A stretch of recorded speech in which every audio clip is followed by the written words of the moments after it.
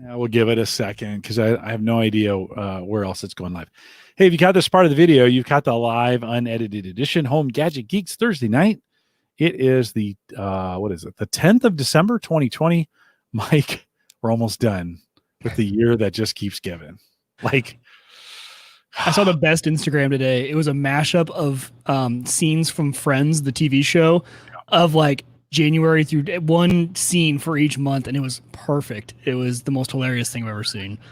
I've on YouTube, I watched this really creative YouTuber who did this time travel where in June she traveled back to herself in March and did this dialogue with like, you know, here's me at the beginning of the pandemic and then here's me in June. And so that she's talking to her like, oh, you have no idea, you know, like the biggest problem, and we'll say it was February, the biggest problem were the fires in Australia, right? Remember early in the year, that was the like gigantic news. All of Australia was burning down and like that was going to be the big news of the year and conservation. No, not going to be, right? So she's talking her through all these things. And it's funny, if you go back and listen to what we talked about in March, some of it's not accurate or some of it's not true or right. We don't know anything. Like we really don't know, right? What's going on. So it's her talking to herself from 3 months before. She's like, no, it's not true. And then, oh, it's super great because it's hilarious. It kind of debunks, you know, all the things we thought. Then she did one in August back to that same person in June. And so it's like, oh no, because things have been changing. You know, they just change so fast. And then I think she did one in late November for the August person and talked about the elections and all the, you know, and it was just super creative that every couple of months this would come out of her talking to herself dressed the same and it looked good. So if you watch one after the other, they're tight. They really do look good in there. But it was just kind of one of those reminders like, holy crap, this has been a not so year. Yes, but we made it. It has. We've made it. Well, we made it this far. We're not completely done yet, but we're getting pretty close. Chat, do I look? Does my video look worse than like it used to a few weeks ago? Like, I think you look fine. I turned on the live stream though, and man, I look really blurry. I think to me, we're usually some shade of red and blue, and tonight we're both purple. Yeah, that's pretty. Well, I'm just wondering why mine, you know, I think I look more blurry, not as like in focus. No, I think you look fine. Oh, let's blow you up. No. Whoa. Okay. Yeah, I think you look all right. All right. Man, I drank a bunch of wine at dinner tonight. We ordered Romas. Have you come down to Bellevue and had Romas yet? Oh, dude. Good. Yeah, come out of your West Omaha, you know, ivory tower every once in a while. Come down here to this, come slumming it down here into the Bellevue. And it's an Italian place, dude. This guy, it's crack, like it's so good. And so we went to carry out and got their limoncello cake too. But I drank a whole bunch, not a lot, but I drank wine. That's always a mistake before a podcast because wine just yes, especially red wine, right? Makes that mouth just like dry. It's terrible. It's kind of like a cigar. You know, a lot of ways. Like when I wake up after drinking wine, same thing after you wake up after having a cigar. You mean a candle? Thank you. Yeah, because we don't just talk about. We just light candles. Yes, I had a candle this afternoon. It was pretty good. It was a scented. No, actually, it wasn't a scented candle. It was just a regular candle, but it was pretty good. So, Hannah has this new candle in our bedroom. And I didn't know it. It wasn't even lit. So it's just sitting on our dresser. But it is, I'm talking to a T, and a lot of people might not know the reference here, but it is Fierce from Abercrombie and Fitch cologne, which back in my like middle school days was like the cologne to wear. And I wore it all the time. And so literally I'm sitting at the dresser and I'm like pulling out every piece of clothing on. I'm like, what? Did we bring something back home from like my parents' house that still had that smell on it? It was driving me insane. And then all of a sudden I looked up and it's not even lit. And I go towards the candle. I'm like, this candle, like Abercrombie could sue them for whatever, because it is a ripoff of that scent. Straight ripoff. But this was after literally all of my clothes were out of my bins. I'm like, there is something in here that has Abercrombie and Fitch Fierce cologne on it. Hilarious. I don't know what it is. That is hilarious. I dated a girl when I was in high school. She wore Giorgio. what do we call that stuff? Perfume. Perfume. Thank you. And You did have a lot of wine. I had way too much wine tonight. And my clothes smelled like it forever. And then I went to Germany, and she wasn't even there. And I was pulling clothes when I came back home. I was pulling clothes that I'd put away in storage. 2 years later, 3 years later, it's still, you pull them out. You go, whoa. That's what I thought this was. It was driving me insane. Yeah. Hey guys, welcome. If you're joining us on YouTube, or I think we're live on Periscope as well as Twitch. If you're joining us there and you're like, who are these jackballs? Well, you've found Home Gadget Geeks. We're going to get started here in just a second. We're a regular Thursday night, regular for the last 10 years. Mike, what'd you think of the 10-year show? I had a lot of fun with that 10-year show. That was good. Andrew and Christian, and it was a good time. We did. And tonight's topic, Home Assistant, came right out like it's almost like, what are they, a spinoff? Like, Andrew mentioned Home Assistant for like 10 seconds, and I saw you light up. And we didn't talk about it very much. You just said, what are you using? He said Home Assistant. The next thing I know, you are doing like, you are lighting up Discord with Home Assistant stuff. And I'm like, I put in there, I was like, damn it, Uyghur, now I'm going to have to figure out Home Assistant. So together over the weekend, we did a bunch of stuff. Yep. Tonight is our kind of walkthrough of some of those things. So it'll be all home automation tonight. Okay, Mike, I think we're good. If you are joining us live and first time, welcome. Chat room. You can jump in the chat room and find us there. It's the best chat room on the internet. For the regulars that are out here, I see Brian, Alex, Douglas, welcome. Good to see you out there. Doug, and Justin, Brian, Joe, Dave, Ken came in a little bit earlier. Welcome as well. Good to have you guys out there. There'll be a lot of chance to ask a lot of questions tonight. Mike's going to do most of the talking. I'm kind of excited about this. I'm curious if any of you found the Discord notification helpful or annoying. Let us know. I tried it out tonight. Just, I think there's a lot of people. We have a ton of people in the Discord, and I think some of them either forget or don't have the link for live. And so there might be a good little use case. So if any of you came over from that notification, let me know. Nathaniel's out there as well. I jumped in on Bob and Ryan. Bob and Ryan's Think Computers. Yeah. Last night, and they're coming next week. So I'm looking forward to. Oh, perfect. Yeah, great. We'll talk some builds. Okay. For sure. So I think Christian pinged me too. He's doing a new build. He hasn't done a new build in like, I don't know, 6-7 years. I think he said maybe 8. The flamethrower, as we talked about last week, is a little long in the tooth. And so he's putting together a new build. So he may come on and just talk about what he bought and why and some of those things. That'll be good. That'll be interesting. So that'll be fun because we just my brother-in-law and I just actually did a new build for my mother-in-law, his mom, for Christmas. So she has a really old iMac, about 8 years old. But this was interesting because it wasn't for a gamer. So it was the first time that we actually went heavy on CPU. She has a way better CPU than him and I both do, but didn't need really anything for a graphics card. We got like a $70 graphics card because she does a bunch of photo editing, which doesn't utilize the GPU very much, but needs it can benefit from a really beefy CPU. So we went with a Ryzen build. So it'll be fun to talk about that next week because it was a very different build for both of us to do because we spent money in a whole different way. She doesn't care about case. She doesn't care about size. She doesn't care about expandability. Besides storage, like it was way different than what him and I focused on for our gaming build. So we had a lot of fun with it. Yeah, kind of a one and done build. Like, just build it. I don't want to mess with it. I just want it to work. I want it somewhere where I don't have to hear it. Yep. Right. Those kinds of things. Get her up to date. I mean, her iMac didn't even have an SSD in it. Ooh. And obviously being an iMac, like I have popped the glass off that to put an SSD in, but that was a process and a scary process. I was like, we're not even going to worry. Like that'll gimp you along with your old CPU. So she doesn't know she's getting a new one for Christmas. So she's going to be really excited. But I was shocked we spent no money on the case or anything in aesthetics. He made it look gorgeous. He did like a white and black theme, man. And I was like, you found that all for this price? He's like, yeah, dude. And he goes, when you go mini ATX, you can get some really good prices on stuff. Cool. Both Brian and Nathaniel say helpful, by the way, on your Discord. Oh, cool. Discord. Good. Bob kind of called me out last night as I was listening to that. He was like, okay, so first of all, he was showing this NVMe Is that right? NVMe? Yeah. Okay. NVMe PCIe add-in card. So you can put that right, lock it in, and you can boot to it as well. So if you are on an older computer, and then he says, yeah, and we know Jim basically just has older computers. I was like, dude, totally threw me under the bus. Now that's true. It's true. Yeah. I don't have a modern computer that has an NVMe slot in it.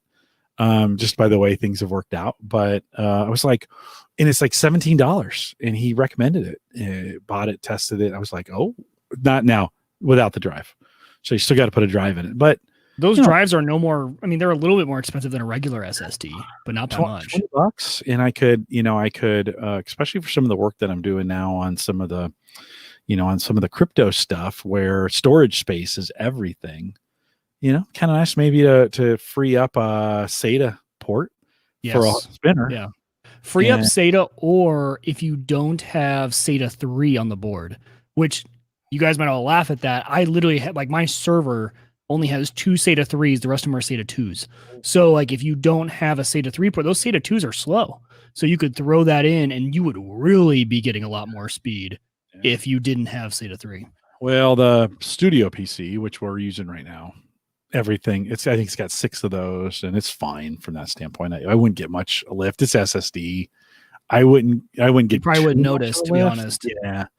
Yeah. But on some of the rigs where I need the SATA for spinners, or at least get one more spinner out of it, throw an 8 or a 10 terabyte spinner in there, that'd be helpful. You got me thinking about that now for my server. Yeah, because I'm all out of SATA ports for my Unraid box. Right. But I have an SSD cache, but I could make the cache an NVMe drive. Could. Because Unraid boots off the USB, but then you have a cache drive. And that would free up another. There you go. Or I could use that slot for like a 4X SATA and get 4 more hard drives. We are definitely going to talk about that next week. Cool. I told Bob. We're 10 minutes in and we haven't even started the show. No, we haven't. There's Ryan. I told Bob and Ryan last night, I might have one of those ready for the show next week, just because, for $20. Yeah. It's like, God, this is for me. That's like made for me. Yep. Like, totally.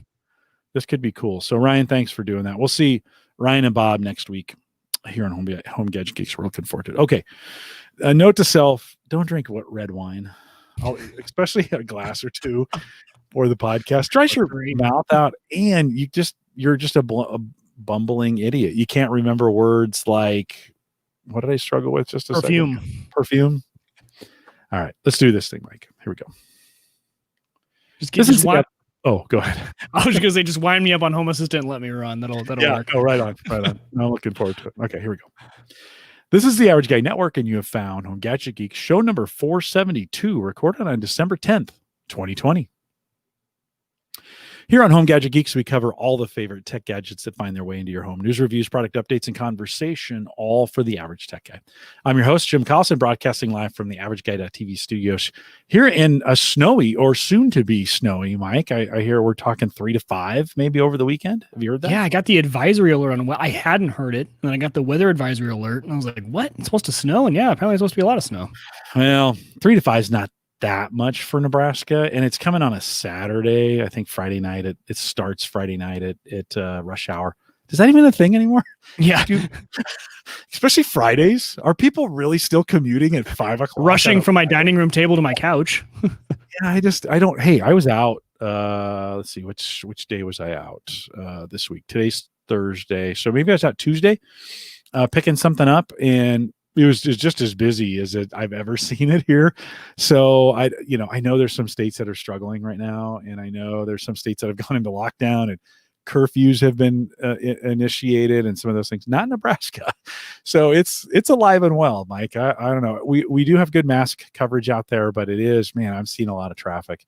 So we got some snow coming for the weekend. We also have some show notes coming for you, and Mike has some great show notes this week. So you want to head out to the AverageGuy.tv/HGG472 for this one, and there'll be some links that you're going to want to follow as well.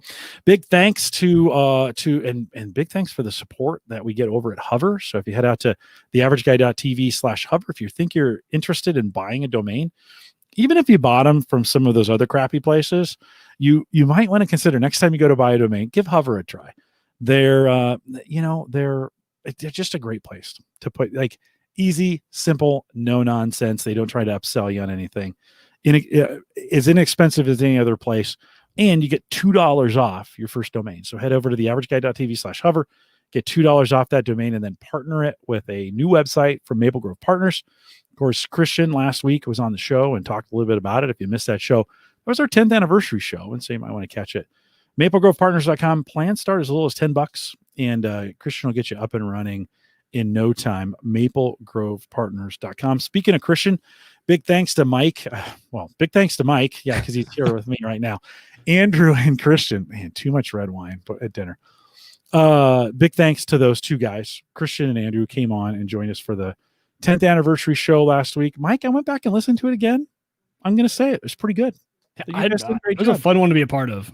Yeah, you guys did a great job. Covered a lot of different topics, stuff I don't think we all plan to get into, but ended up having a good time. No, it was fun. It was kind of a combination of a little reminiscing, a little bit of nostalgia, but some really good information. We talked a bunch about storage. Yep. We talked about where we're putting stuff in the cloud, how we're using the cloud, some of our home server stuff. Andrew, at the end of it, like, threw this out like into the wind with like 5 minutes left. You said, "Hey Andrew, what are you using for home automation?" He went, "Home Assistant." And then I didn't hear another word about it. And all of a sudden this weekend, you start going nuts on Home Assistant. So we're going to spend most of the show talking about that. I'm just going to be honest with folks. We'll get that here to that in just a second. But big thanks, Christian, Andrew, and really everyone who contributed. We had some great voicemails. I got some nice notes. John Biggs sent me a note. I didn't get a chance to read it on the show. John apologized for that, but thanks for that nice note of that congratulatory backslapping, as we say, and appreciate, John, that note. It was very, very nice of you, Mike. Year 10, week 1. We got, like, okay, here's the next 10. We can't rest anymore. It's time to get down to business as we think about it. Gonna be honest with you. I would first, when you got into this, I was like, in Discord, I was like, damn it, Uyghur. Like, now I'm getting this is the last thing I wanted to do. But so I got in my Unraid box. We'll talk about this here in a second. I got into my Unraid box and got it set up. I really kind of enjoyed it. You went crazy. Talk about it. Yeah, well, okay. So the problem was he mentioned something when I didn't have I was out of tech projects. I didn't know what to do. Like, I just done a new install on ham radio.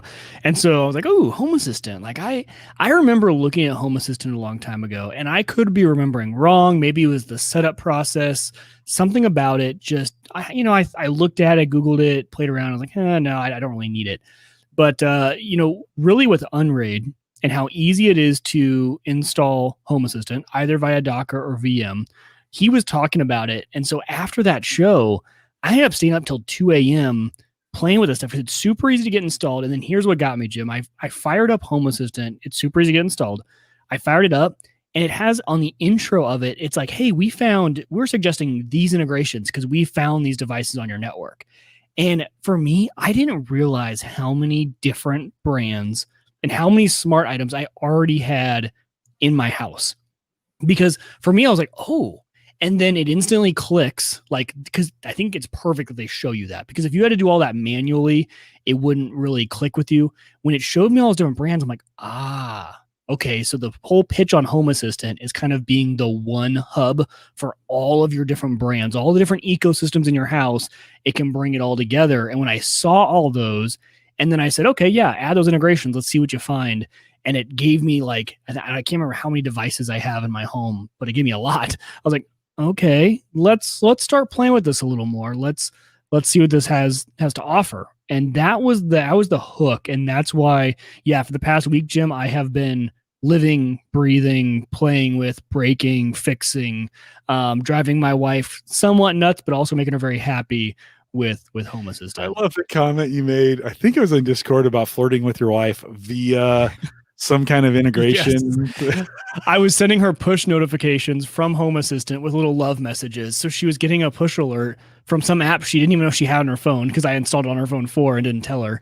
And so all of a sudden she's getting like, hey, beautiful, how's it going? And it might have been confusing. Luckily, I signed it your husband, because I think she would have been a little freaked out. Now I can hear. Now, Michael, someone hacked the network. Right. They're sending me flirty messages. Yeah, what is this Home Assistant app? I deleted it right away. It's probably a dating app, and someone's saying they're my husband. I think we got hacked and someone's trying to hit on me. She liked it. Oh, that's great.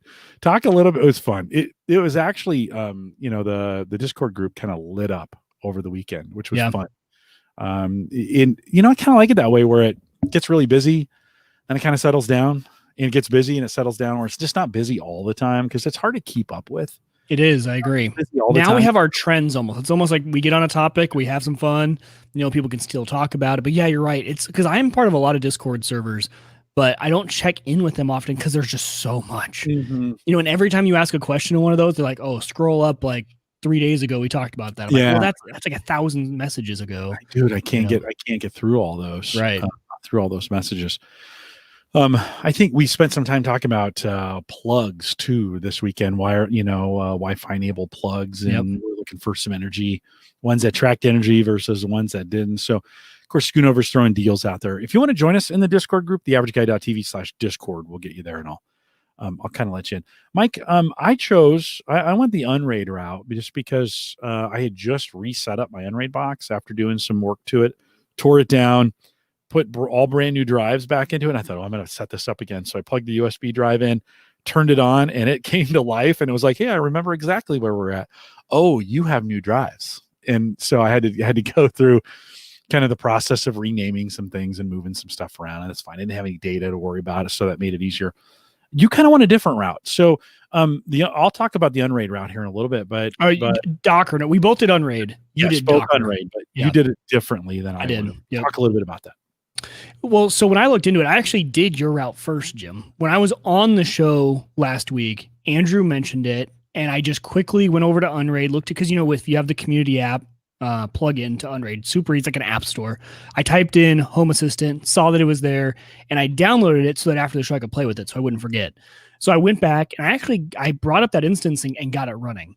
And then I was doing a lot of YouTube videos that night. It's like, hey, what are the first things you should do with Home Assistant? Kind of some recommendations. And one of them was a plugin to easily edit the config file.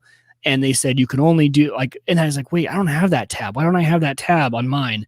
Further research showed me that the Docker version works, and you can definitely run it in Unraid from the community apps, but that gives you what's called a Home Assistant core, which works. It'll do all the same stuff, except for you can't do add-ons. And maybe there's a back-end way to do add-ons, but you don't get the tab to add the approved add-ons from Home Assistant. And there's some other stuff too, because you don't really run Haas.io. You're running the Home Assistant core, which is just a little bit different. So I was early enough in the process that I nuked that, and I decided to go the actual VM route, because for Home Assistant, actually what they recommend, if you go to the Home Assistant website and you say you want to get started with this, they recommend a Raspberry Pi. That's like they're out of the gate. Everyone should run on a Raspberry Pi. And I would say for our community, if you don't have an always-on computer, it's the cheapest route to get Home Assistant up is to just go buy a Raspberry Pi 4. I think for like $80, you can be up and running with that. Small, low power consumption is the biggest thing with the Raspberry Pi that I love. So that's the recommended route, just so everyone knows. But if you have Unraid, or if you have any sort of server that runs virtual machines, you can also spin up Home Assistant. It can be super low power. I mean, if you're gonna just an extra PC, this thing does not need much power at all. You can install Unraid on it. That would still be my recommendation, is for folks, put it on a USB drive, install Unraid, throw a drive or two at it.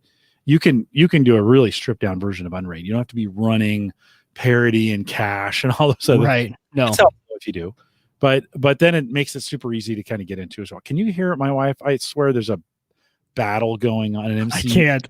Okay, good. All right. I don't know what's going on behind me, but she is crushing it over there. Thanks. I appreciate that. Talk some more about your setup. So you went the Docker route. I went, and again, so I did that, wiped it. I went the VM route, and Unraid can run VMs super easy. I found a fantastic short video that shows how to get because the image they give you from Home Assistant, you actually need to convert it to a different file format to easily run. So I put the video in the show notes. It's from YouTube. It's a 5-minute video. You can literally have the VM running up. I would say, if the Docker gets installed in about 30 seconds, the VM, if you watch this video, you're up and running in about 2.5 minutes. There are simply 2 command line, and he gives you the exact command line. I will preface, if you're watching his video, just make sure you edit his command because the latest version of Haseo has a different name to it. So you'll just have to swap out like 0.16 instead of like 0.0 or whatever. So make 2 changes, run those. He gives them to you. You can literally copy and paste into the command line in Unraid, and you're up and running. So 5 minutes, you're up and running there with the VM. And with the VM, you do get all of the add-ons and everything like that. And you don't need to throw much processing power at this. I threw 1 core at it and 2 gigs of RAM, and it is fine. I mean, it barely even hits 25% of that allocation on both. And it works really well. It's one of the few things that you can do these days that doesn't take gigantic resources, right? Yeah. Okay, I can't. This is killing me, but so I got to show you. Let me add this back in. So this is my home assistant, and you can see right here. This just told you why she's laughing. She's watching something on Disney Plus. So just a second. Let's just do this. Let's pause it. Hey, it's Thursday night. You're a little loud. Or is she watching The Masked Singer down below? That's what I was looking at. No, she's watching Disney Plus for sure. Okay. So turn it back on for her. That is funny. So that's kind of cool, right? Yeah. Kind of control that and oh, I thought that was her coming to throw something. But yeah, no, pretty cool to be able to just have that kind of control, this kind of visibility. And I know there's other ways to do this, but it was just a great way to show that. All right, sorry I interrupted you. Keep going. No, that's fine. So once you get it up and running, actually, Jim was showing exactly what I was going to talk about first. Was it gives you a default dashboard, and it's funny. It doesn't let you edit this dashboard unless you say, yes, I want to lose the automatic control of this dashboard. So I would actually suggest just keep this main dashboard and let it maintain and be automated. You can always create other dashboards. But what this one does is it pulls absolutely everything in to this dashboard. And as you add more and more to Home Assistant, this overview dashboard that it gives you gets updated. And this is one thing I love about Home Assistant. So I think, maybe we missed the boat on talking about why you should install Home Assistant, right? Like what are the benefits to installing it? A lot of us have A-Lady, a lot of us have Google Assistant. Like, what is the benefit? And I was going to talk about this later, but maybe it's more important to talk about it up front.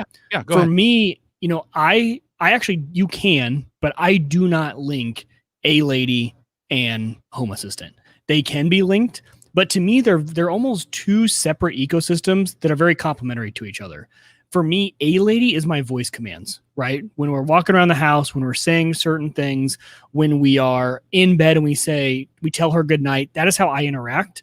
We're not based on a time schedule at this house. We go to bed at all different times, so I can't automate times, things like that. I need to be able to talk and have it be when I need it. And we have A-Ladies all around the house. So for me, both systems have access to the same devices in the house, but I don't feel the need to connect the two. So for me, A-Lady again is voice commands, and that's what she runs. Home Assistant for me is the back end automations. Think of things like, and I know you can do this in Alexa, but you can actually do a lot more in Home Assistant. Like at sunrise and sunset, turn on and off certain devices. When, and there's a bunch of automations. And the thing about Home Assistant is it can cross boundaries of ecosystems. So with a trigger, right, your garage door goes up, turn on certain lights. With Alexa, that's not possible. You can't just say, it's not always monitoring all of those different devices in your house, whereas Home Assistant is, and your garage door is MyQ brand. Your lights are Wise or Philips Hue or whatever. It doesn't care. It knows everything about all the smart homes. So anything can trigger anything else, and anything can be a condition for anything else. So for me, Home Assistant is number one, the back end automations that run, and also it's dashboarding. I love the dashboards this creates. Number one for control when you're sitting around a computer, but this is perfect for an always on tablet. If you have a tablet sitting around that you just don't use very much, perfect use case to put it on the kitchen counter and run Home Assistant and make your own dashboard. So I made a separate dashboard just for my iPad. The script, it fits perfectly. It's super easy to make. And I put the important stuff on there. So I put our home calendar. So our family calendar I plugged in. So when you walk by, you can just see if any of us in the family have stuff going on that day. The 3 main cameras. I don't need all the cameras. I need the front door and the garage to make sure the garage is closed and who's at the front door. That's all I care about. And then I put the temperatures of each room. My wife is very addicted to seeing if the boys' room is super cold at night. So as she walks by, oh, there you go. Someone's out there. Jim, someone's breaking into your car. No, that was me bringing in dinner. Oh, okay. No, it shows the last video. But so I think those two are different. And I think that's a reason to get into Home Assistant. And I will say, if you're even just hesitant, if you have a weekend, I didn't even consider all the possibilities of all the automations that make my life great until I got in there and had the capability to do it. And you're like, oh, wait. Because what I didn't know is like, okay, Simply Safe, all of my sensors are now sensors that I can use to trigger other things in other ways. So I have a security system that has door sensors on all the doors. Now I will say Simply Safe is very delayed with their cloud ping because they don't have local polling, but you get what I mean, right? Like you will not realize what you can use for triggers of other things until you get it up and running. It's going to be cloud integrated. So you're going to, if you have on some things, yeah. If you have a service and it's connecting to the cloud like Ring, right, you're kind of dependent on what's happening in the cloud at that point. So there are some dependencies. Mike, it's a lot like the Hubitat. So when I had some questions early on, like, hey, Home Assistant or Hubitat. Well, it kind of depends on what you want to do. I mean, definitely Hubitat has got that developer feel. Like if you write code and you like doing that. Now, Hubitat's kind of easy too. But I found I was doing a lot more code stuff. You got into editing YAML files and some of those other kinds of things. You don't have to. No. I think it's helpful. But I found Home Assistant a lot easier just to set up in the one night, 2 hours. I connected everything. And I was like, holy crap, this was actually really, really easy. And then to make the integrations. To be fair to both Amazon and Google, they are making strides in this area to make those integrations happen on their apps. So if you log into the A-Lady app on your phone or on the Google Home, I guess I shouldn't say that G word either. I guess I have to say, hey, G word to make that actually work, but they're making some strides. When I go into the Google Home app and add devices, there's a lot there, and there's a lot on the A-Lady side too. But this really gets everything. I mean, it does. It's pretty incredible. It gets everything. And it also, for me, a benefit for me is all LAN, right? No need for cloud, no need and better security. That's a benefit to me. It's not my main priority. But if it is your top priority and you want to I have this on order, I'm really excited. If you just want to get like a Zigbee stick, plug it into your Home Assistant box, and then have a bunch of Zigbee devices around, you've never touched the internet, and everything could be local for you if you wanted to. And a lot of this stuff, the great part about it running Home Assistant is it is local. So A-Lady and Google will always go to the cloud, number one, to respond to what you just said. And so that's a little bit of lag. Whereas, for me, for example, TP-Link, I'm a huge fan now of TP-Link products because their integration with Home Assistant is local polling. And you can look at every integration and see what it does. Is it pulling from the cloud every time? Or is it locally able to do all the commands? And TP-Link right now is all local. And so I actually went out this weekend and I ordered a ton of the TP-Link wall switches, right? I know, Jim, we were talking about without a common wire, it's a little bit more difficult. But I do have the common wire in my home. So I put a bunch of those in. For example, in my kitchen, I have 9 overhead can lights. Well, I'm not going to pay $20 a bulb and put in smart bulbs for all 9. But I replaced, and Amazon had them on sale today, $13 for that TP-Link switch. And now that entire kitchen is smart and able to be done with Home Assistant. So, putting up, and I'm talking about the Zigbee sensors, I got a Zigbee motion sensor for the kitchen too. So if you walk in there and if the sun is below the horizon is my automation, then it's going to turn those kitchen lights up just to like 25% or 10%. So when you walk in for that late night snack, the kitchen just automatically comes up a little bit. And then after no activity, they turn back off. Never have to worry about anything.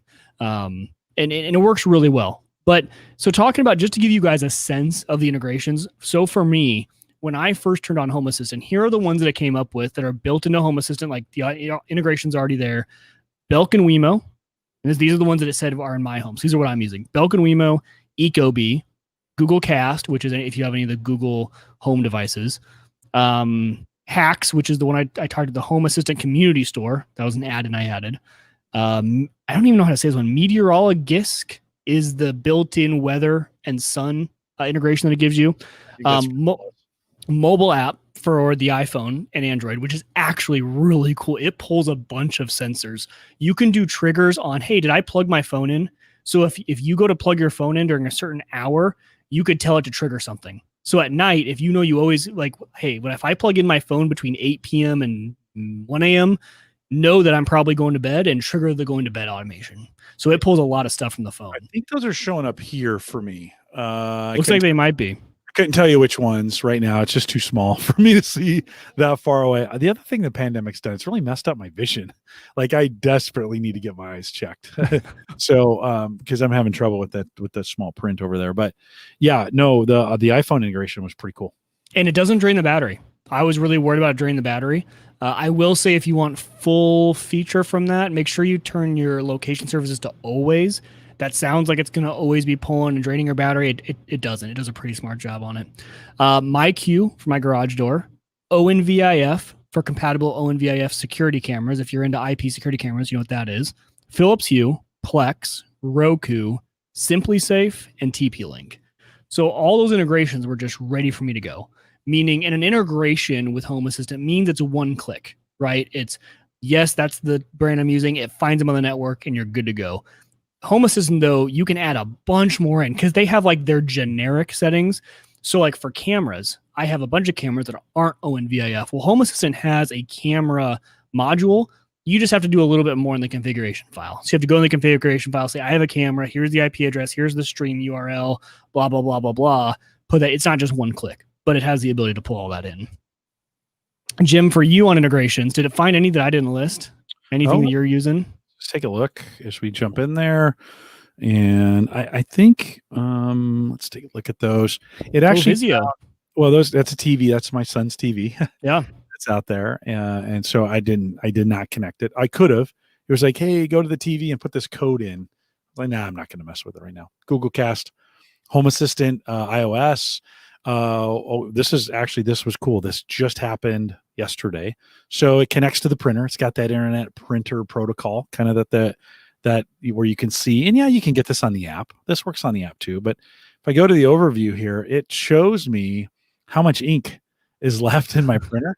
And so when I looked at it the other day and I was like, holy cow, the black ink's down to 20%. I just put a brand new one in there. Well, Sarah's been home, working from home and been printing. She needs to print for her job.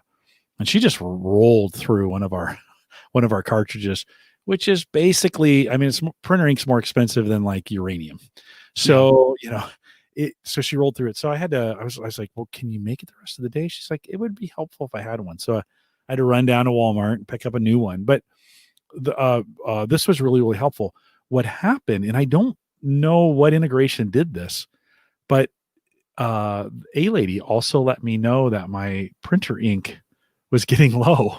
Oh, interesting. Yeah. And I was like, ooh, where did I enable that? I'm pretty sure I only enabled it here. Now, did she give you an option to order it? Because that would be genius. Oh, yeah. Wow. Okay. Because I was going to say, the automation I would make is, hey, if I leave the house, because it knows where your phone is, if I leave the house and my ink is below 10%, send me a notification saying, hey, while you're out, grab ink. So like I would have that set up as an automatic automation. And then I know it would do it every time because I would do it the first time, but it would be a reminder every time I left the house, like, oh, I'm already out. Let's stop and grab that ink. It's below 10%. Yeah. Well, that's something you can do. Super easy in Home Assistant. You can kind of see it. Kevin makes a good point on this. He says the majority of my switches, devices, and sensors are Z-Wave and Zigbee. Seems like there's lots of questions around compatibility between Z-Wave and Zigbee sticks and Home Assistant. Kevin, I would set, like, if you haven't set this up yet, I'd give it a try before, because like there's so much different IoT stuff out there. Well, yeah. And they've added an integration to make it super easy for Zigbee and Z-Wave. So the integration actually is super simple. Yeah. You plug in the stick, run, and I'll let you know how this goes.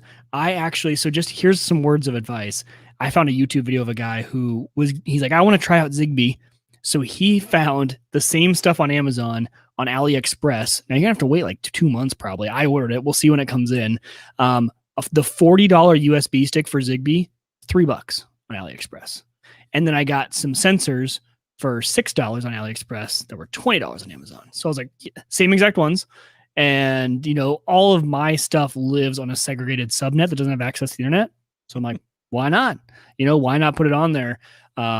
But I grabbed those, but you can grab the full price ones too. But the setup is super easy. There's an integration You say Zigbee or Z-Wave, and then you tell it what USB device is the stick, and then you just find it. It'll search and find those devices in your home.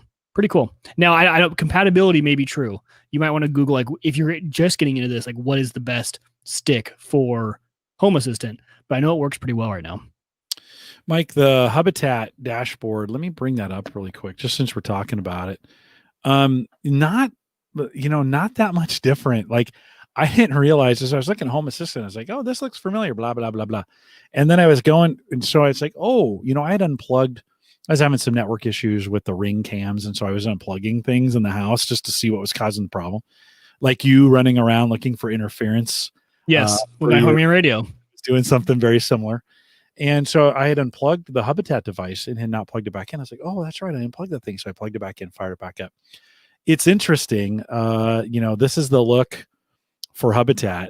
So if you're listening to audio, sorry, bear with us just for a minute.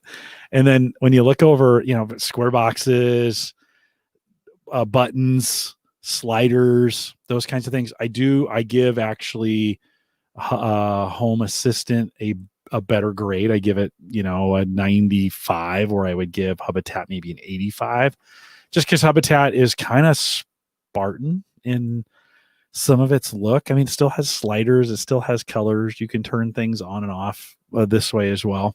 But Home Assistant just looks better. Like some of the integrations it does with the audio. Like I just turned on behind me here what I call the tag back screen, which is it just plays a 4-hour video of the album art for the show on this TV right here.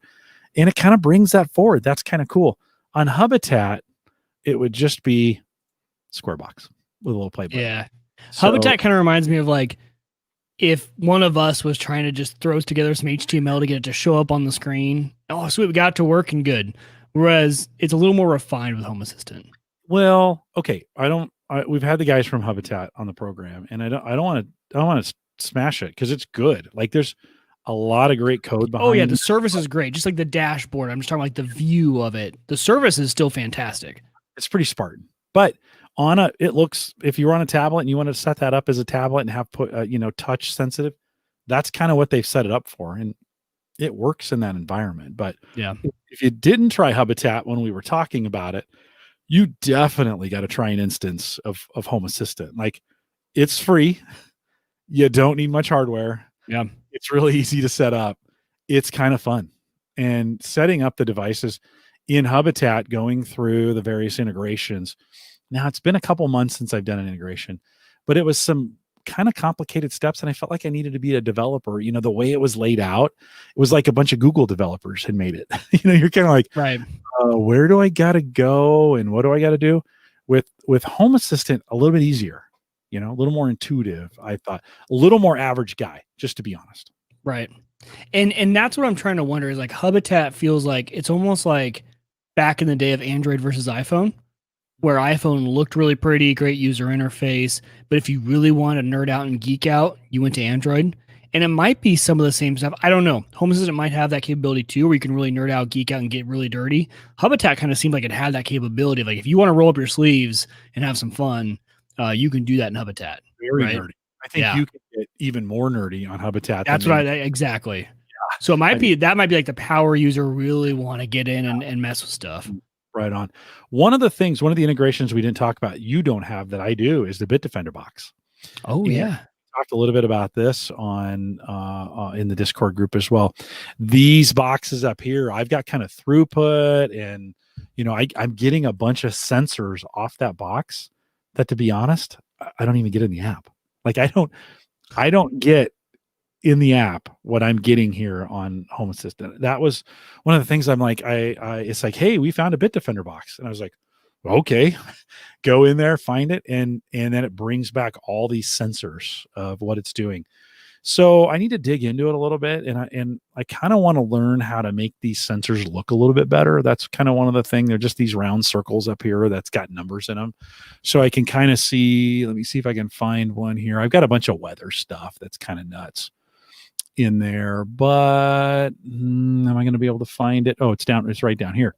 So I can click those open, and there's kind of the Bitdefender Send, which is not available anywhere.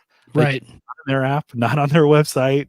You can't find that anywhere. So I've kind of found for the Bitdefender box, I've kind of found a new way to monitor it. Well, and that's what I found too, is like even with like Simply Safe, for example, like all the information you get from those sensors is actually usable. And like the open, close, the glass break, all that stuff can just trigger a bunch of different things, and you've kind of opened up the door. Same thing with Ecobee, right? If let's say you had a fan in your room and you wanted to turn that fan on, instead of turning the whole AC unit on, we said, hey, if it gets hot in here in the summer, just turn the ceiling fan on, right? That's what you can do with, like, if you have Ecobee powered with Home Assistant, is that one temperature sensor from Ecobee can now trigger, something else in your home, like a ceiling fan, right? Which is something I'll probably definitely do in the summertime, is set up that automation. Why not? Like, I don't need to run the whole air conditioning system. I have fans in the main areas I'm in. Let's turn those on first. And then you could even go even further with the automation of turn that on, run it for 15 minutes. If the temperature is still not XYZ after 15 minutes, then kick the AC on.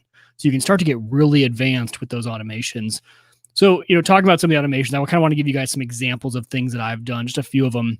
So a few of my favorites is, when I had to replace my garage door a few months ago, the whole garage door broke. The gear on it actually totally went out. And it was funny that I replaced it with a smart garage door because it's really all that was available. And a good thing I did, because now I have it with Home Assistant. So I replaced the garage door. It only came with one garage door opener, so I put that in my wife's car. Another one was like $40. I'm like, I am not spending. This is a smart garage door, but I'll just use the app every time. It's super annoying to open up your phone, find the app, hit the button every time you come home and leave, instead of just tapping a button. So what I did was, obviously it knows where your home is and you have your phone with you.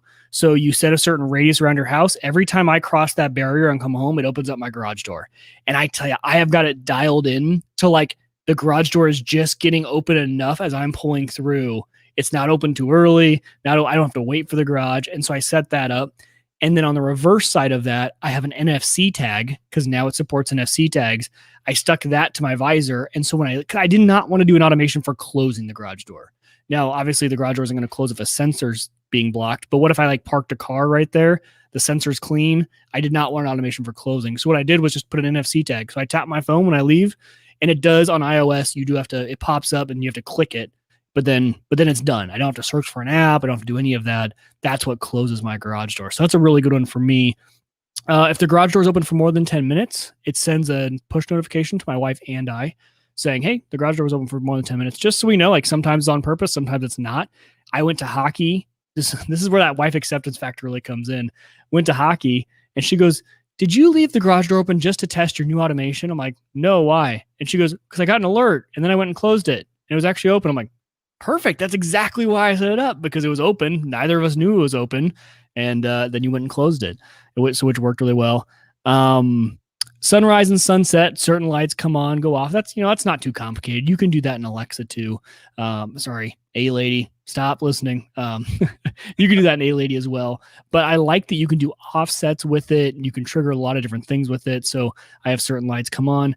When the garage door is opened for us, the hallway lights, if after sunset. So that's the other thing I love about it. There's conditions to the stuff too. So yeah. So when the garage comes up, if the sun is below the horizon, is how it kind of works in Home Assistant, then the hallway lights by the garage come up to just 50%. And then after 10 minutes, they turn back off. So it's just you're coming in with groceries at night, you're coming in with something, you come in, because our hallway light is not close to where we come into the garage door. So those garage door lights just come up just a little bit, and then 10 minutes later, they'll turn off. It also turns on my living room, but I have that leave the living room on, because I assume if we're coming into the house, we're usually in our living room for a decent amount of time. We can turn those off manually, or with our good night routine through A-Lady that we run every single night, she turns those off for us. So I'm not too worried. So that turns those on and off. You could also, or this is how I would set it up, is to flash a light. So if the garage door is open after sunset, flash a light. For me, it might be this light that's right here, and it would just flash. And I'd be like, okay, I left the garage door open. I need to go out there and get that. I need to get that closed. So that could be another integration, just a reminder. If you have colored hue lights, you could say, turn the colors red. so that I know I've left the garage door open. I can't tell you how many times I've left the garage door open. Yeah, same here. Been really fortunate. Never have anything stolen out of it. But those kinds of alerts I think could be helpful. Like, I have the same routine. I get up from the computer, I go up into the kitchen, take my evening meds and, get ready to go to bed. Well, turn the kitchen lights red, at this point to be like, hey, idiot, garage door is still open. Yeah. So there's some things there too. And you just kind of think about those notifications, right? And and there's a bunch of different ways that you can go about that. The one that just came to mind as you were talking is, why didn't I set that to every time I arm the security system in home mode, if the garage door is open, close it? Because that's another easy way to do it for me. Like, because it pulls in Simply Safe. So I can say, hey, every time I put this into home mode, just check if the garage door is open. And if it is, close it. The phone has a proximity sensor for me that says if I leave this range, now I can do things, right? Do these kinds of things. And it could be one of those where it checks and says, now you don't like the idea of an automatic closing garage door without you being there, but it could be one of those kinds of things to say, if I'm outside of the range, go ahead and automatically close it. And you could even add on to that if both of us are out of range. Because, what if one's home and you're not? But hey, if we're both out, there shouldn't be any reason that garage door should be open. So as a condition, say, hey, if Sarah's also out, then close it. And then do a reverse. If Sarah leaves the premises and I'm also gone, close the garage door. And then turn on my garage cam, film it for a minute, and send me that video. Right. Because you want to validate, right? Yep. You're like, did it shut? Did something get in the way? What's going on with it? I have a Zmoto garage cam. Yeah. Get that cam on for a minute, record, and then go watch that video. Exactly. Yeah. And I think Tajowski talked about earlier, I do have the wife alert. So whenever my wife leaves, because the thing in Home Assistant, I didn't know you can set multiple zones that are like geofences. So I put one around my work office. I put one around Hannah's work office. So now our location, which shows up in the dashboard, it either is home, away if it doesn't know where we are, or if we enter one of those zones, it says at Hannah's work, at Mike's work. So when she leaves Hannah's work, it sends me a push notification saying, hey, Hannah's left work. Mainly because that gives me a good idea of because I work from home, I know she's going to go pick up the kids. I know about how long it's going to take her to get home. And if I'm responsible for dinner that night, it gives me enough time to get that going. So a lot of cool things you can do with those sort of automations. And the NFC tag thing is a new thing. I didn't know this was new. We got into this at a good time, Jim, because NFC tags, first of all, they're super cheap. You can get like 30 of these little tags for $10 off Amazon. So, and any of them work. They all are configurable from your smartphone, iOS or Android. So you just, you get a bag of these things, you tag it in Home Assistant, you give it a name. And then in Home Assistant, you say, when I scan this tag, what do you want to do? So the possibilities are endless with that. I saw a guy on YouTube, he has one stuck to the frame of his door of his office. So when he tags, as he walks into his office, he goes, I didn't want a motion sensor. So when anyone walks in, it does start my office routine. He goes, but I walk in the morning, I start it, turns on the lights the way I want it, turns on my music that I like to listen to when I play, turns on certain monitors because they're on smart switches. Like his room configures to his morning routine because he tagged that NFC chip, which he goes, is just, you could always do that via motion, but I want it to be me. Like I'm going to tag that tag and it's going to do something based on me. So NFC tags have kind of a different use case. And if you get really creative, I hadn't even thought about the aspect of, well, yeah, I would trigger this in one way with a motion sensor, but that means it's going to do that same thing when anyone walks in that room compared to I'm here for a purpose. Let me tag this. So there have been a lot of people who have wherever they charge their phone when they sit down, just having an NFC tag sitting right there. So they set their phone down to charge, it triggers that tag, they press it, and it does whatever automation, they need that to do, which is really cool. Kind of like a switch, right? It's exactly like a switch. Yeah. You put anywhere for activities or whatever. Yeah, that can trigger a ton of just random automation that you can think of, whatever you want. Oh no, I hadn't read the NFC part before the show. May have some NFC tags coming home this weekend. You should, because they're a ton of fun. I mean, I use, like I said, I use it in my car, so I tap it and I use it for open. And I've kind of been struggling to think of other use cases because I've been trying to think of things that I do that maybe Hannah doesn't, but they've been starting to come to me. So I have a bag of 30 of these things that I got from Amazon that are just waiting for automations to be assigned to them. Right? Why not? Yeah. Okay. So I'd said a second ago about Hubitat. some ability to do some customizations, maybe more developer focused, maybe a little bit more for the advanced user. I kind of made it sound like Home Assistant is for the average guy, but you can make configuration changes to this thing, right? You can get in and update the code, right? Talk a little bit about that. You can. So one of the benefits of having the Haas.io version, which is if you're running on RAID or anything, if you run it on the VM, you're going to get the Haas.io, you're going to get the supervisors, what it's called, and you can add in add-ons. So when we talk about configuration, you can really get deep. Now, what you're first going to need to do that is something called Visual Studio. So when you get this add-on, it allows you to edit the config file just straight from the web browser. You're already in Home Assistant. Let's just have a plug-in there. It's a certain tab, and you can go and edit the config file. Now, the config file has, when you really get into Home Assistant, you'll learn all it can do, but it really tells the whole system what to pull in. So if it doesn't happen through an integration, it needs to be done in the config file. So, for example, all the cameras that I told you about earlier that are not ONVIF cameras, they're just random cameras with random RTSP streams. Those you need to use like the generic camera tag, tell it the IP address, and it's all in YAML. So it's a YAML file that you're editing, you're putting that in, and the documentation is fantastic, by the way. That's what I love with the Home Assistant project is they've done a great job with documentation. You can find it on their official site. Yeah, they give examples of, hey, if I'm setting up a camera this way, this is how I would set it, which I love examples because it kind of helps me learn how to work in YAML. I had never worked with YAML files before, so it was my first time, and I actually really enjoy it. It's actually worked out really well. But Visual Studio allows you to do that. It's a great little add-on. But when you start to get past that, so obviously that allows you to get into configuration, and you're going to start referencing the configuration file once you get really deep with this stuff. But some of the other fun stuff you can do, obviously I talked about, Home Assistant Community Store earlier. Well, that doesn't come with any version of Haas.io, no matter how you install it. And that requires a little bit of editing to the base file system of the host. But the great part about it is there's an add-on called Samba Share, and it makes that portion shareable to your network. Now, I would always encourage you, if this is on your main home network, maybe just enable it when you need it, disable it when you don't. But I enabled it, and that's how you get the Home Assistant Community Store. I keep that for some reason Hacks doesn't stick in my head, but it's called Hacks, HACS. So if you're a Home Assistant user and you haven't heard of Hacks, HACS.xyz. It's also in the show notes. Head there. The installation process is very well documented. It gives you access to add-ons that were written by the community, which are really cool. For example, Wise, cameras, lights, switches, those are not supported by an integration for Home Assistant. And some community member went out, found the API for Wise, and wrote an add-on for Home Assistant. And when you add that in, and then you add 2 lines, which is just your username and password to the configuration file, you add those 2 lines in, you then have access to Wise bulbs. And I have a bunch of Wise bulbs in my basement that I had bought a long time ago.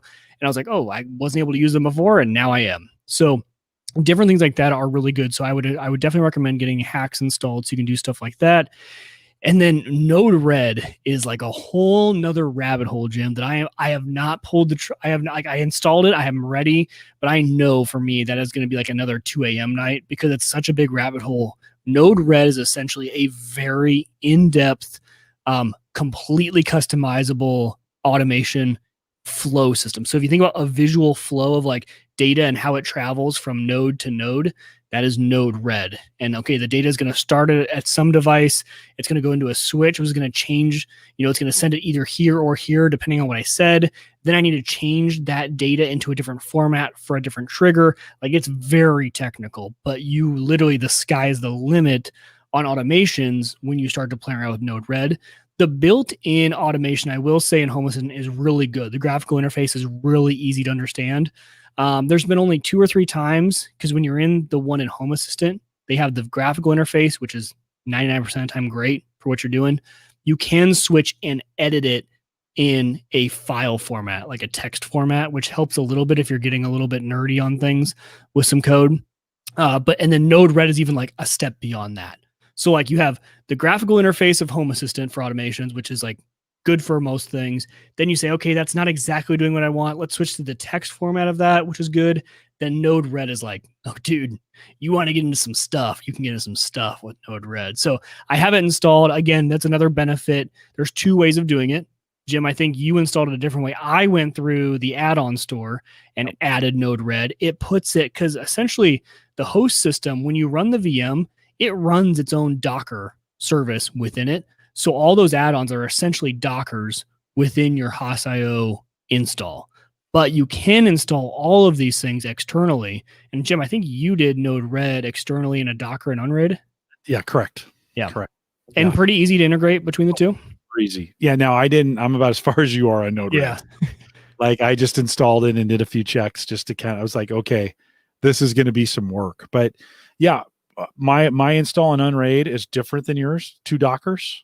So, well, a Docker for the core. And then if I had Code-RED installed at one point, I changed some drives and lost everything and had to start over. But that was okay because I learned some new things in the process of getting that done.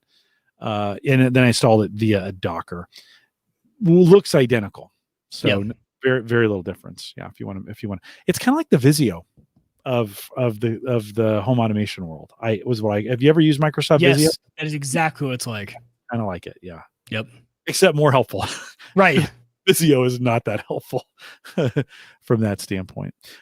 Mike, one of the things I want to say, hold on. Anything else you want in that area you want to cover before we kind of move on to some just additional considerations? As we should move on to additional stuff.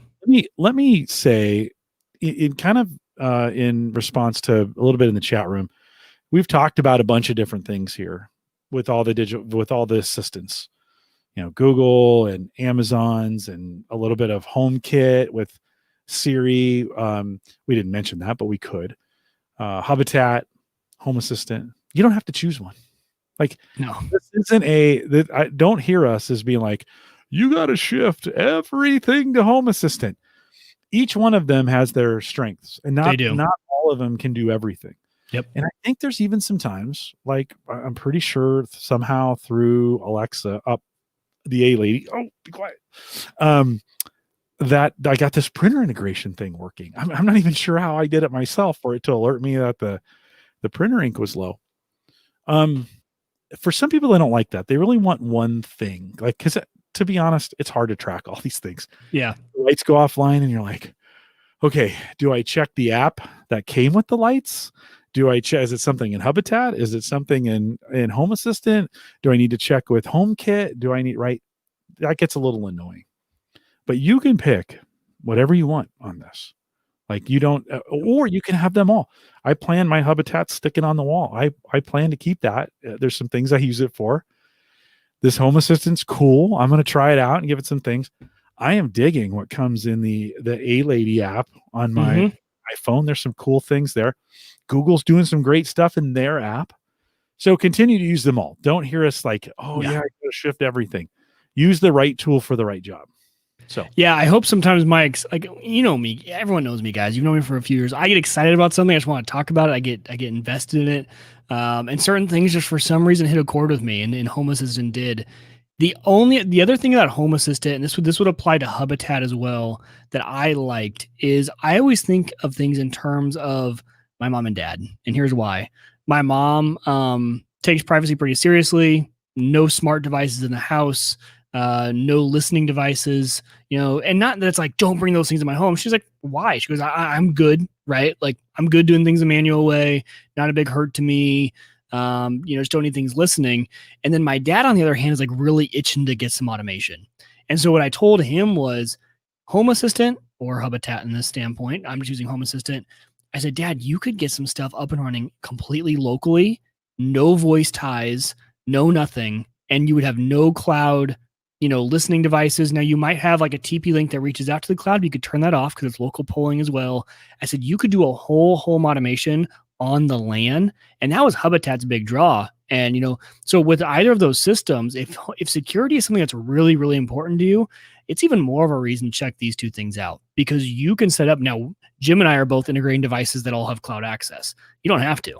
You could go Zigbee Z-Wave and nothing ever hits the internet and you'd be fine. And then you don't even expose Home Assistant or Hubitat to the outside world. Don't even poke a hole through your firewall, or don't do a reverse proxy like I'm doing. And you really don't. That thing is completely locked down and local to you. So that was another thing that got me intrigued, was thinking like, okay, for my dad, for someone who has a spouse who really doesn't want that kind of stuff, what would be mom approved in my world for my mom and dad? And so this was actually pretty interesting. I was like, this could be the solution for you, Dad. And we started talking about some of the possibilities and how you really could have this. And this is also another plug to another podcast. Someone recommended it in this chat, and I've been addicted ever since. Self-Hosted is a great podcast, and they have a good Discord. One of the guys on the Self-Hosted podcast lives in an RV, and sometimes he doesn't have internet connectivity. So what he loves about the system and the way he set it up is he can be off grid and everything still works perfectly. It doesn't need the cloud to access it. The way he has set it up, his home automations, his heaters in the RV, and he lives in this thing full time, all still works. So it's just another cool way of having, whereas, if you go A-Lady or Google, which are great, that's not true with those. You don't have internet, those aren't working. Yeah. And you can create conflicting rules on those. So you have to be careful. Like you can set up, hey, when the sun comes up, turn this on. And on another one, you can say when the sun comes up, turn it off. And now you have conflicting, stuff going on. So I get all that. Like you got to kind of manage your own thing, so to speak. For me, then the apps, the own individual apps have a lot of this capability. That TP Link, which is Casa, the Casa app is pretty powerful now. And, I've set these things up over the years. I came back to the Casa app after not looking at it for like a year. And I was like, oh crap. Like they really added they got their act together in this app. Somewhere in the last year, they released something that was actually pretty usable, you know? And you're like, and I was like, well, okay. So now I've got the app. I have the digital assistants. I've got Hubitat. I've got now Home Assistant. I could have HomeKit involved in this thing as well. Right? Oh, I'm so glad you mentioned HomeKit. So the other really cool thing about this is if you're a HomeKit user, HomeKit and Home Assistant work extremely well together. And this is the cool part. So if you link HomeKit and Home Assistant, they mirror each other. So everything now that was accessible in Home Assistant is now available in HomeKit and vice versa. So there are things that are HomeKit compatible that aren't Home Assistant can't have access to, but now that you married those two, they are, which is really cool because, everything in iOS, especially all the automations that are super easy to set up in HomeKit that could be a little bit more complicated in Home Assistant, well, they're going to mirror each other. So now those two are going to talk. And if you have a HomePod, it's really a very secure way of running all of this because you have a HomePod talking to Siri, then all of that works because your HomeKit and Home Assistant are talking. And the funny part is HomeKit works the best with Home Assistant compared to A-Lady or Google. A-Lady and Google are very complicated to get working together. They don't all sync. Nothing works.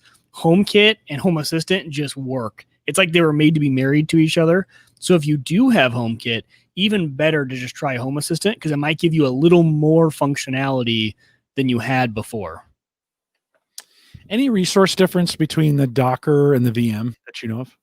Not that I know of. Like I said, I ran both. I ran that Docker I only ran the Docker for a few hours, but I didn't notice any. So on a system like Unraid, the way it works is, unless that VM is utilizing 100% of the CPUs you allocated to it, and I allocated one core, then it lets other Dockers use that CPU until the VM needs it. So just to let you guys know, on my system right now with my VM, again, I have one core, and that's one core of an i7-3770, a really old CPU, 2 gigs of RAM. It's using 0.3% of that core. It's using 18% of the 2 gigs of RAM. And the supervisor on top of that is running 1% of that CPU core, 5.7% of the RAM, and I'm only using 13.3% of the 20 gigs of storage I gave it. So it's using like nothing. Now, if your hypervisor just totally blocks out those CPU cores, it might be a waste. So I could see it being an argument of, well, if you run as a VM in a system that just totally locks those cores out for those VMs that it's assigned to, then yeah, you could be wasting a whole entire core on something that doesn't even need a whole core. It needs like a fraction of that core. So it just depends. With Unraid, there is no difference between running as a VM and a Docker. Okay. Yeah. Well, that performance-wise. For my question, I have a Core i3 530. What does it say on there? Is it a 5? It's probably more powerful than my i7-3770. We should do a CPU benchmark. It's not very powerful, and I'm running, the overall CPU load. This is everything. somewhere between 2 and 15%. So it's pretty light load on this, and pretty cool. Oh, hey, let me just, I'm not going to change the subject, but before I forget, I was watching Unraid videos this weekend because of you. Thank you, Mike Uyghur. I give you fun stuff to work on. And I just got it. I was like, I seen the Space Invader videos. The best guy. Yes. Yeah, they're a couple years old, but they're still very, very applicable. Yep. If you set up an Unraid box for the first time. He's got a 3-part series on all the apps that you need to kind of be in there, and they're all applicable to today. So even though they were made in 2016, they all work today. But I went down the rabbit trail and I found a video by another guy who was talking about setting up. What was I trying to set up? Something else. Oh, the LAN cache. Oh yeah. So I was watching some videos just to familiarize myself on that. He's showing the Unraid website. Guess who's on the front page? Is that you and me? Was that during that time?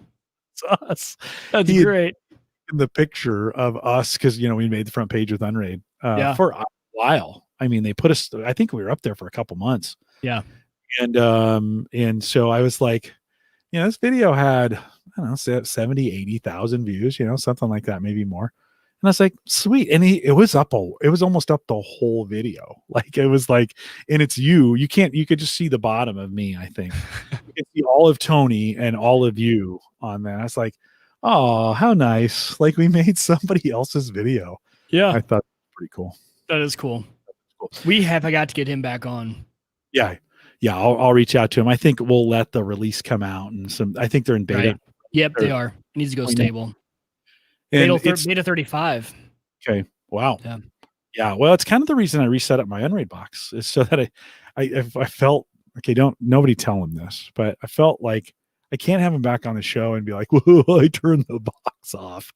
I was like, okay, I need to get back into this. And then of course it was perfect timing because you got me hooked on this Home Assistant. And then I remembered, like, I've been pinging up against the my bandwidth cap, and I'm like, well, maybe I should install that LAN cache and kind of help with the 9 computers I have in here doing updates.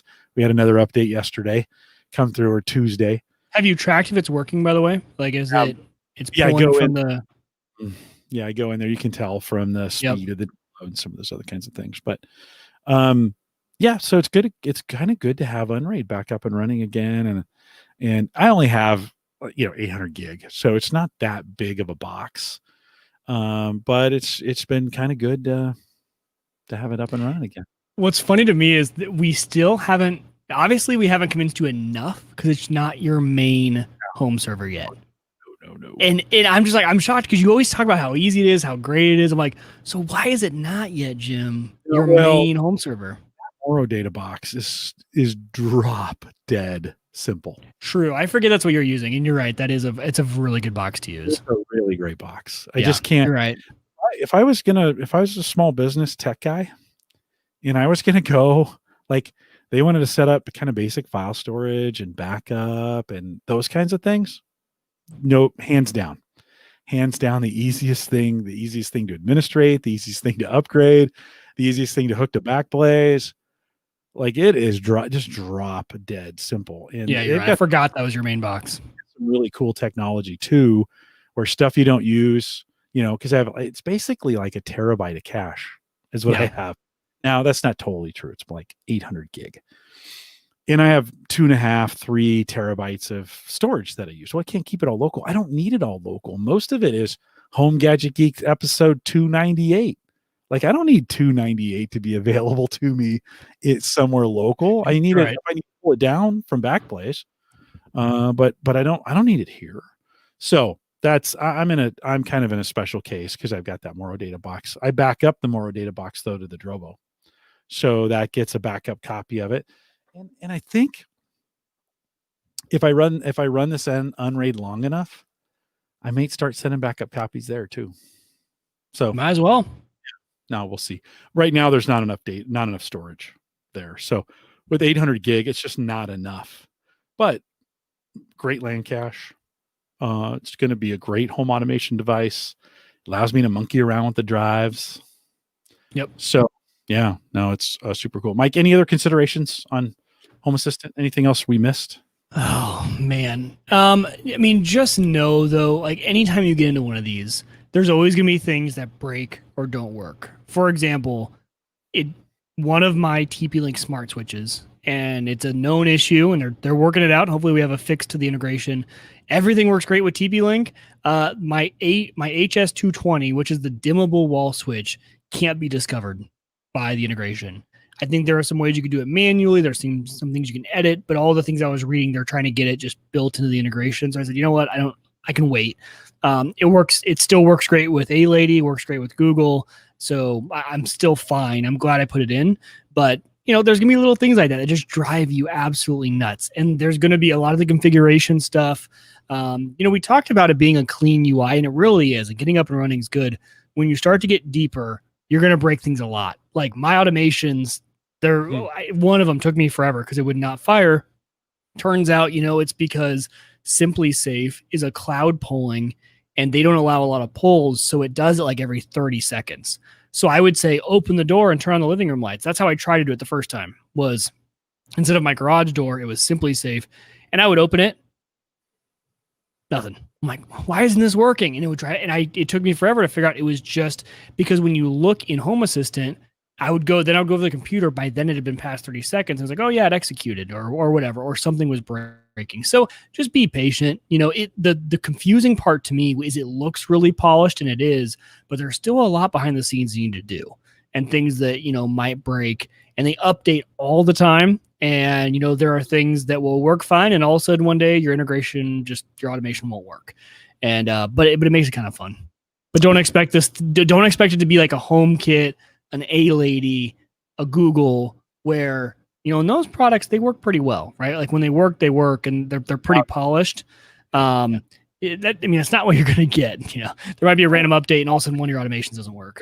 I set it up in an hour. I had everything up and running, and and then, had to push the button for my Philips Hue, found all the TP-Link devices just right off the bat.